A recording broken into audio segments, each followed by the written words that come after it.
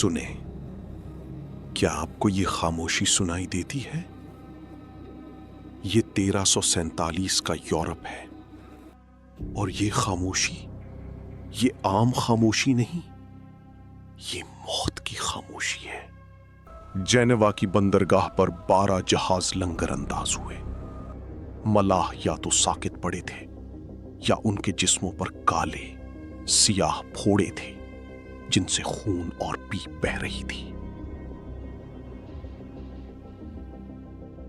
बंदरगाह के अहलकारों ने चीख कर उन्हें वापस जाने का हुक्म दिया, लेकिन अफसोस, बहुत देर हो चुकी थी। वो खौफनाक चीज जो उन जहाजों में छुपी थी, वो पहले ही कदम रख चुकी थी। ब्लैक डेथ यानी काली मौत, ये नाम महज इत्तफाक नहीं था।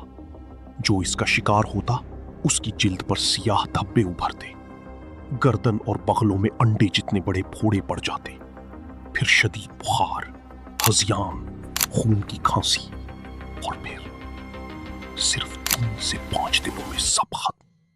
लेकिन इस अजीम तबाही का जिम्मेदार कौन था?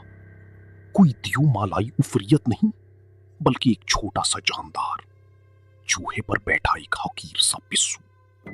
चूहा बंदरगाह पर उतरा, पिस्सू उड़ा, इंसान ने सांस ली और मौत का सफर शुरू हुआ।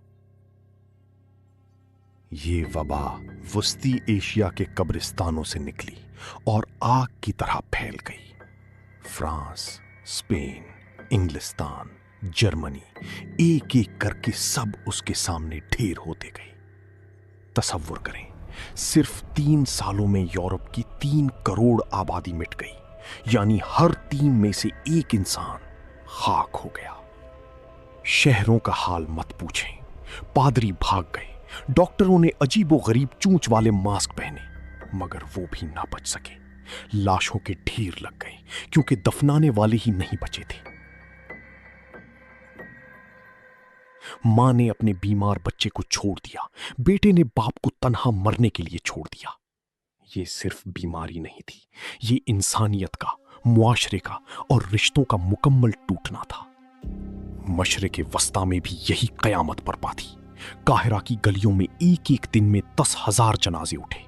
इब्ने बतूता ने अपनी आंखों से वो मंजर देखा जहां शहर के शहर कब्रिस्तान बन चुके थे।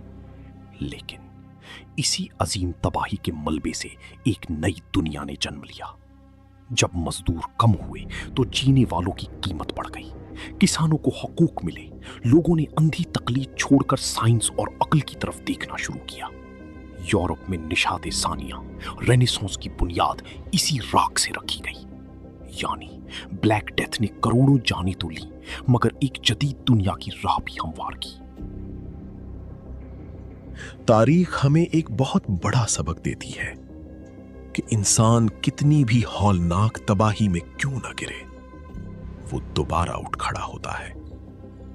ब्लैक डेथ ने दुनिया को थका दिया, रुला दिया, लेकिन उसे मिटा न सकी।